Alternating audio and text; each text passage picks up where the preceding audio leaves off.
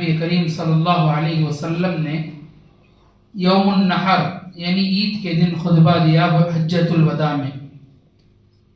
یہ خطبہ تاریخی اعتبار سے بہت اہم خطبہ تھا، جس میں نبی کریم صلی اللہ علیہ وسلم نے حقوق العباد کو بڑے واضح انداز سے بیان کیا. فرمایا ان دماءکم واموالکم واعراضکم حرام علیکم، یقیناً تمہارا خون اور تمہارے مال اور تمہاری عزت حرام علیکم حرام ہے، کحرمت یومکم ھذا، جس طرح آج کا دن حرمت والا دن ہے، فی شہرکم ھذا، اور یہ مہینہ حرمت والا ہے، فی بلدکم ھذا، جس طرح یہ شہر حرمت والا شہر ہے، عزت والا شہر ہے. الا هل بلغت، کیا میں نے یہ باتیں آپ کے پاس پہنچا دیا؟ اللہ کے رسول سوال کر رہے ہیں. صحابہ ایک آواز میں اللہ کے رسول صلی اللہ علیہ وسلم کو جواب دیتے ہوئے کہا بلا کیوں نہیں، اے اللہ کے رسول ہم سب نے سن لیا ہے.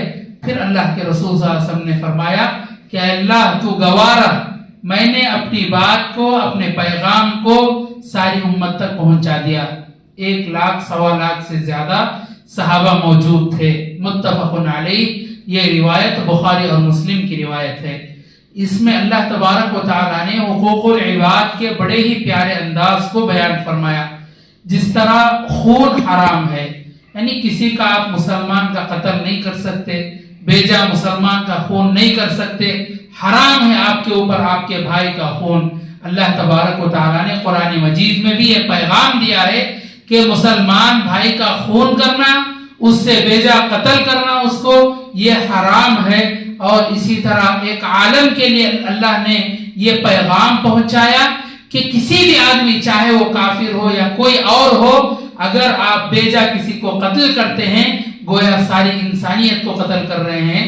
اسی لیے اللہ کے رسول صلی اللہ علیہ وسلم نے بھی اپنی احادیث میں جو بیجا قتل و غارت گیری کرتے ہیں ان کے لیے کئی وعیدیں سنائی ہیں، اور اسی طرح کئی سزائیں اور جزائیں ان کے لیے سنائی ہیں.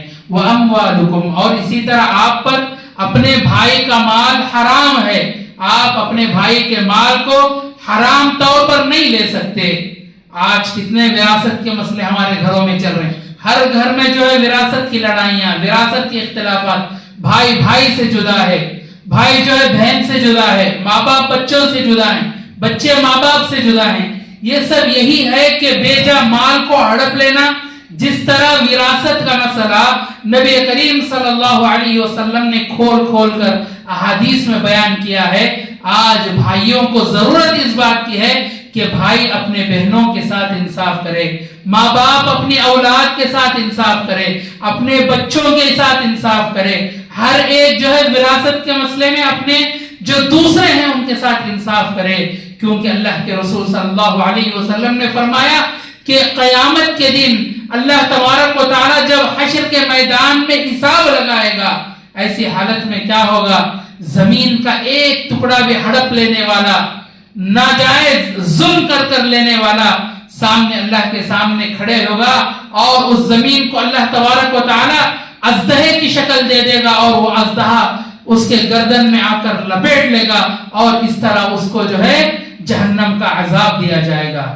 کئی حدیثیں آتی ہیں، اللہ کے رسول صاحب نے فرمایا کہ اے لوگو، اے مسلمانوں، مرنے سے پہلے جو کچھ معاملہ ہے دنیاوی معاملات وہ سب حل کر لو. جو بھی زمینی مسئلے ہیں، وراثت کے مسئلے ہیں، اپنے بھائیوں کے درمیان، اپنے رشتہ داروں کے درمیان برابر حل کر کے اس دنیا سے جاؤ. اگر تم اس دنیا میں انصاف نہیں کرتے، مال و دولت میں غبن کرتے ہو، دھوکہ دیتے ہو، ظلم کرتے ہو، تو یہ ظلم تمہارے لیے حشر کے میدان میں آ کر تمہارے سامنے کھڑا ہو جائے گا.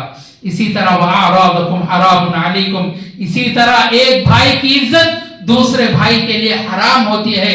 تمہارے لیے جائز نہیں ہے کہ دوسرے بھائی کا آپ مذاق اڑائیں، دوسرے بھائی کو آپ گالی دیں، دوسرے بھائی کو آپ اس کی غیبت کریں، اس کے بارے میں برا بھلا کہیں. وَلَا يَغْتَبْ بَعْضُكُمْ کہا کہ ایک دوسرے کے خلاف غیبت نہ کرو. وَلَا يَغْتَبْ بَعْضُكُمْ بَعْضًا أَيُحِبُّ أَحَدُكُمْ أَن تَأْكُلَ لَحْمَ أَخِيهِ مَيْتًا فَكَرِهْتُمُوهُ. گویا تم اپنے بھائی کا مردار گوشت کھاتے ہو. انسان جو ہے حلال جانور کا گوشت بھی بغیر پکے کے کھانا گوارا نہیں کر سکتا، تو ایک انسان کا گوشت، وہ بھی اپنے بھائی کا گوشت کیسے کھا سکتا ہے؟ اللہ نے اتنی بری مثال دی غیبت کرنے والوں کے لیے. اللہ نے یہی پیغام دیا اور اللہ کے رسول نے بھی یہی پیغام دیا کہ دوسرے مسلمان بھائی کی عزت تمہارے لیے حرام ہے، کہ تم دوسرے بھائی کی عزت لوٹ نہیں سکتے، چاہے کسی بھی شکل میں ہو. آپ اس کے گریبان پر ہاتھ نہیں ڈال سکتے. یہ تینوں جو اللہ کے رسول نے پیغامات دیے ہیں حقوق العباد ہیں، اور یہ پیغامات حج کے ساتھ خاص ہیں. حج گزر گیا، قربانی گزر گئی، ہم جو ہے قربانی کا گوشت کھا لیے، قربانی کے جو پیغامات تھے اس کو بھول گئے. حالانکہ ان پیغامات کو سال بھر یاد رکھنے کی ضرورت ہے.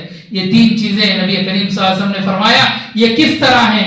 جس طرح یہ دن جو ہے حرمت والا دن ہے، کون سا دن ہے؟ یوم النحر کا دن، عید کا دن. اسی طرح یہ شہر جو حرمت والا ہے، مکہ جو حرمت والا ہے، کتنی حرمت والا، کتنی عزت والا شہر ہے. اسی طرح جو ہے فی بلدکم ھذا فی شہرکم ھذا، اسی طرح یہ جو مہینہ چل رہا ہے ذی الحجہ، یہ بھی حرمت اور عزت والا شہر ہے. اسی طرح یہ تین چیزیں، عزت دوسرے بھائی کی، دوسرے بھائی کا خون، اور اسی طرح دوسرے بھائی کا مال ایک حرمت والا ہے. اس کی عزت کرنا دوسرے مسلمان کا فرض ہے. یہ نبی کریم صلی اللہ علیہ وسلم کا سب سے بڑا حج کا پیغام ہے. لہٰذا میرے بھائیوں، اس پیغام کو سال بھر یاد رکھنے کی ضرورت ہے.